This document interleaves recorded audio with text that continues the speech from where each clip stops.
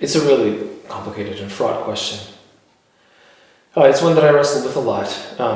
And for me, it's easy to define what an Orthodox writer should do, because there are so many voices that tell you what not to do, in particular when it comes to fantasy. And you see a lot of, like I mentioned already, voices, in saying things like, Harry Potter will turn you into a evil magician, and some people will even say that reading Lord of the Rings is dabbling in the occult, which is nonsense.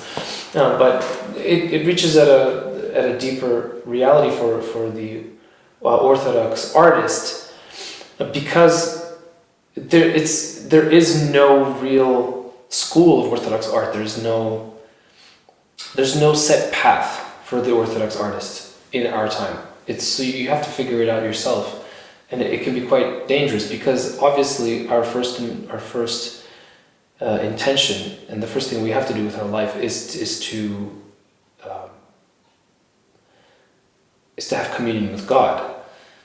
So our art has to, on some level, attract people to Christ.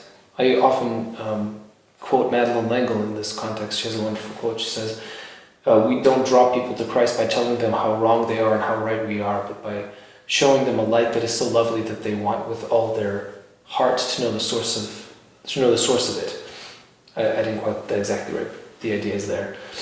That's hard to do for somebody who hasn't yet entered into the Orthodox Church. So we have two things here. We have liturgical art and we have secular art. Orthodox liturgical art is an easier question to answer, and you have people like the editors and the writers for Orthodox Arts Journal who grapple with this a lot, so I'm not going to go there.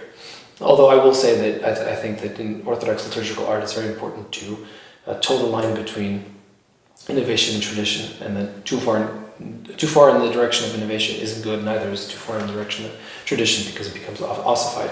But you can use similar, you can look at liturgical art and its form and function, and let that inspire you in secular art. Because what does liturgical art do? It gives you a lens through which to see the transcendent. Icons are not paintings, because they show you a transcendent reality that can't be, or that shouldn't be represented realistically. It should be represented abstractly, because the abstract speaks in the language of symbol. Similarly, the language of hagiography, of the lives of the saints, is maybe useful when considering how to write. It is certainly for me, because the lives of the saints also speak in symbol. They are not biographies.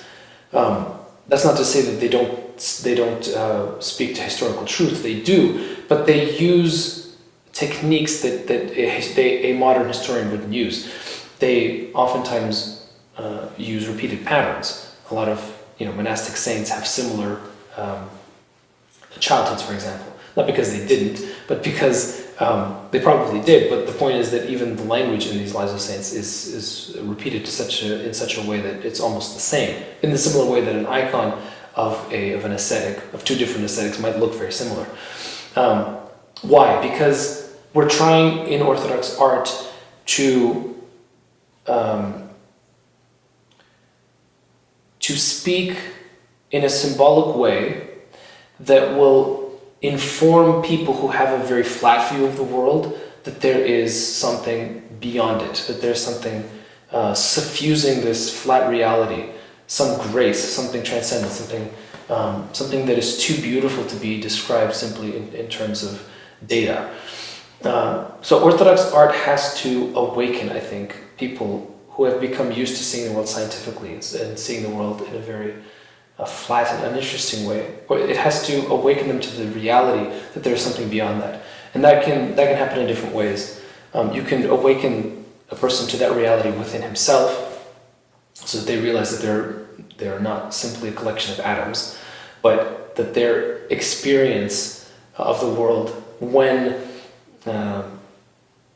it has these inklings of the transcendent that they can't understand, then suggests that there's something greater at work, that they are not simply finite creatures that are going to dissipate into nothing when they die. The same thing can also be done with the way you look at the world. And again, fantasy is good for this, because fantasy shows a mirror to the world that makes it look slightly different than our eyes. So we see suddenly these beautiful things that we may not have considered before, and we start to realize that, okay, there's something more at work here than simple atoms, than simple scientific processes.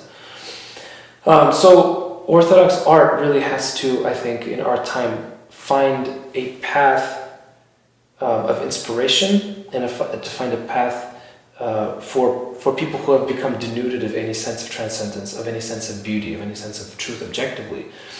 It has to suggest that reality to them in a way that makes them want to go search for it themselves. So it's an art of suggestion. It's an art of subtle hints. It's an art of symbolic language as opposed to the more straight up sermonizing of the 19th century. That's why I honestly think that speculative fiction is the way to go for a lot of Orthodox artists in the writing field.